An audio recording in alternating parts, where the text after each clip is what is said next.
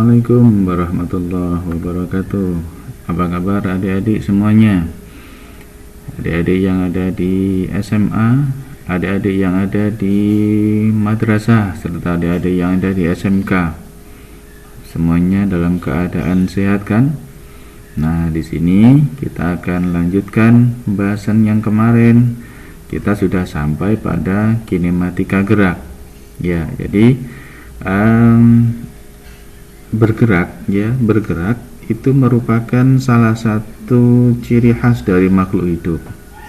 Ya, salah satu ciri khas dari makhluk hidup secara khusus tentunya ya. Nah, kalau secara umum gerak itu dilakukan oleh makhluk hidup maupun makhluk tak hidup.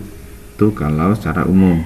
Nah, sesuatu yang penting yang perlu dipahami bahwasannya gerak itu menjadi salah satu fenomena yang tidak dapat dipisahkan dari kehidupan ya. Nah, dengan bergerak kehidupan itu akan berjalan. Dengan bergerak kehidupan itu akan terasa sempurna.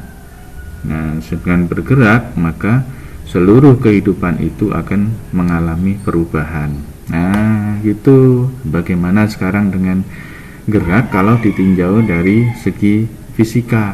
Nah, gitu. Nah, kali ini kita akan bahas yang pertama gitu ya. Yang pertama itu kita bahas tentang vektor posisi ya. Tapi sebelumnya kita harus paham dulu. Apa sih sebenarnya kinematika itu ya. Jadi kinematika itu sebenarnya adalah cabang dari ilmu fisika yang mempelajari tentang gerak gitu, yang mempelajari tentang gerak tanpa memperhitungkan gaya-gaya penyebabnya ya. Jadi ini ilmu fisika itu dengan meniadakan atau tanpa memperhitungkan gaya-gayanya. Jadi gaya-gayanya itu tidak diperhitungkan. Apa sih sebabnya ini bergerak gitu ya? Berapa besarnya gaya yang bekerja pada benda itu tidak diperhitungkan pada bab ini. Nah, lalu apa yang dibahas di kinematika itu? Mari coba kita lihat. Yang pertama adalah kita bahas tentang vektor posisi. Vektor posisi. Nah, vektor posisi itu dilambangkan dengan R. Itu ada ya, dilambangkan dengan R. Nah, kalau membahas tentang vektor itu mestinya kita ingat kembali di atasnya huruf itu mesti dikasih ini ya, gitu, tanda vektor. Itu menunjukkan bahwa vektor posisi. Nah, baik, saya gambarkan dulu. Nah, kalau misalkan oke ya, jelek. Oke. Kalau misalkan punya grafik seperti ini, nah, gitu. Oke, ada grafik seperti ini. Nah, ini beri panah ya. Oke, jadi vektor posisi kita berawal dari gerak dua dimensi. Nah, gerak dua dimensi yang di sini adalah sumbu Y, kemudian yang ke sana adalah sumbu X, gitu. Nah, jika saya punya sebuah titik di sini, saya punya sebuah titik di posisi ini gitu.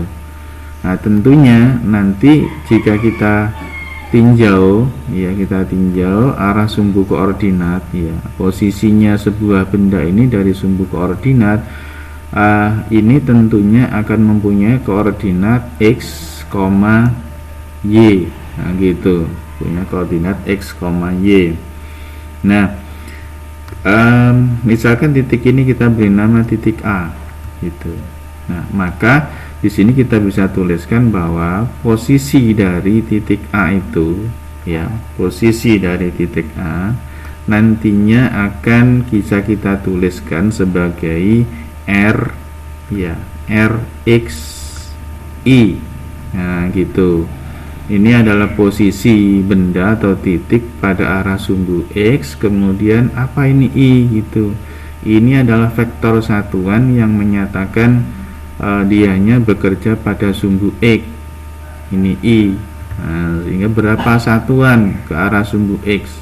Nah gitu, ini I ya, ini diberi tanda vektor. Oke, ditambah dengan R, Y, J.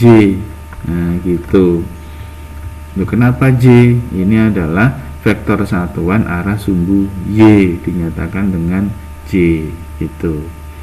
Nah, dengan demikian maka jika ini misalkan kita beri contoh ada X-nya berada di angka 2 gitu, kemudian sumbu Y-nya itu angka 3.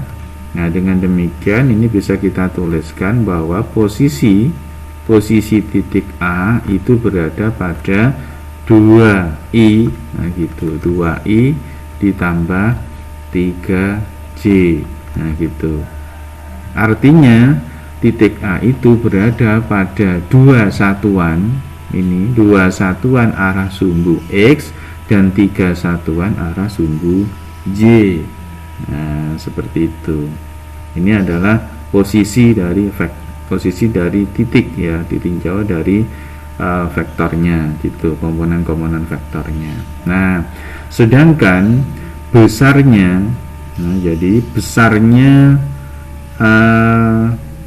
posisi ya, besarnya posisi itu dilambangkan dengan tanda mutlak begini ya.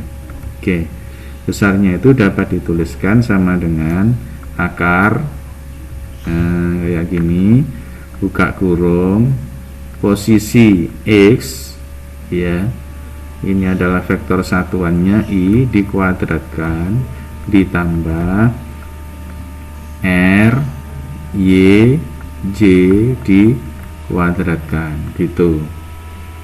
Nah, untuk aturan perkalian vektor itu kalau sesamanya ya, kalau sesamanya itu catatannya kayak gini ya.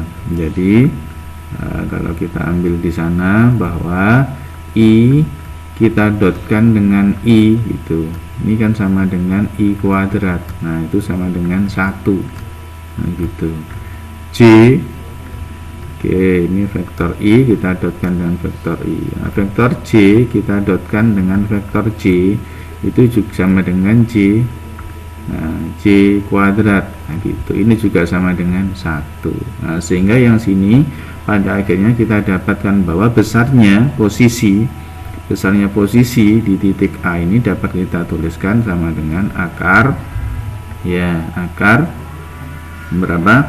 R ya, R X di kuadrat ya, Rx kuadrat ditambah ya, di sini adalah R Y di kuadrat. Nah inilah besarnya dari posisi titik A gitu. Nah ini adalah vektor posisinya. Nah ini adalah vektor posisinya. Kemudian kalau misalkan kita tarik garis, nah, gitu ya, misalkan kita tarik garis di sini, nah tarik garis, nah gitu, maka nantinya di sini akan ada kemiringan ya, yang kita misalkan sebagai alfa. Nah gitu, misalkan sebagai alfa.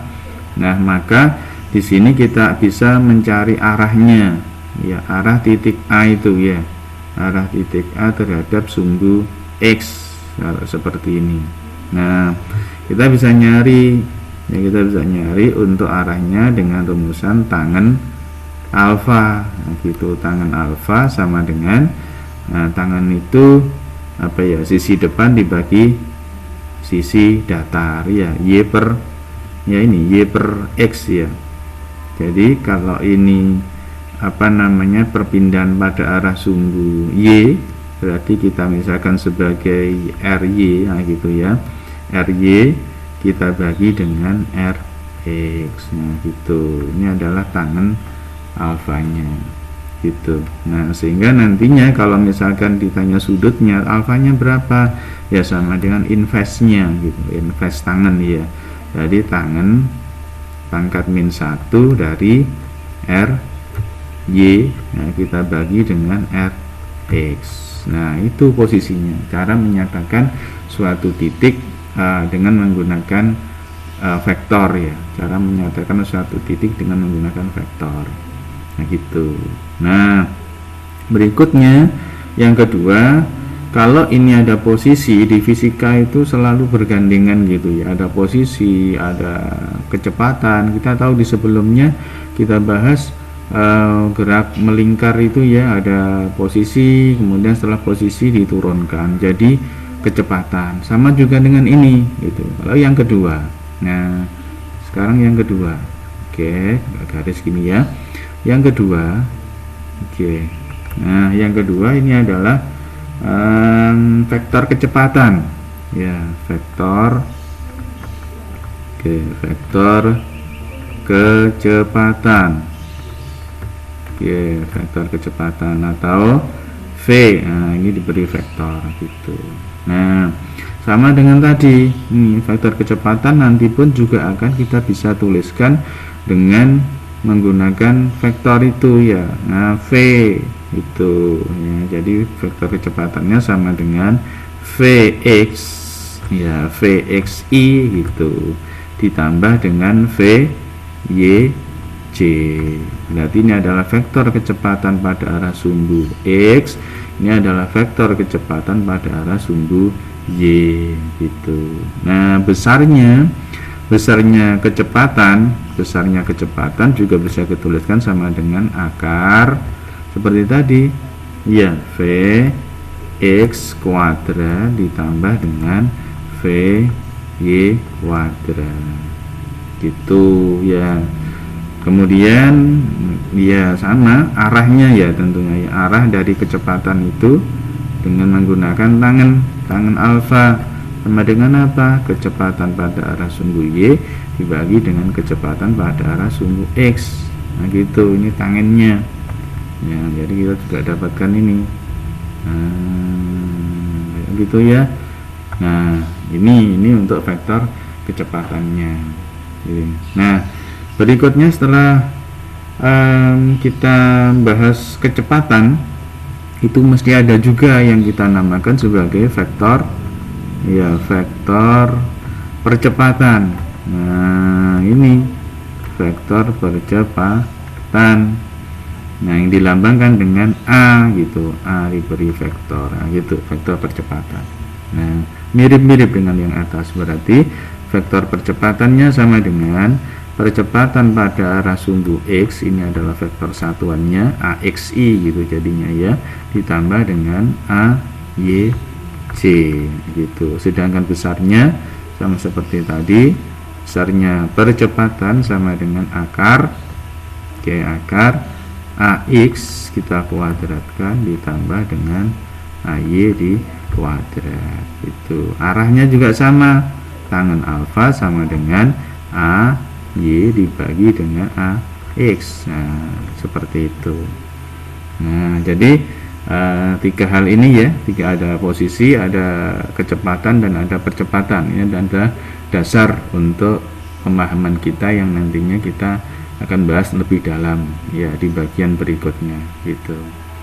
Baik adik-adik, saya kira demikian untuk pembahasan tentang pendahuluan dari kinematika gerak.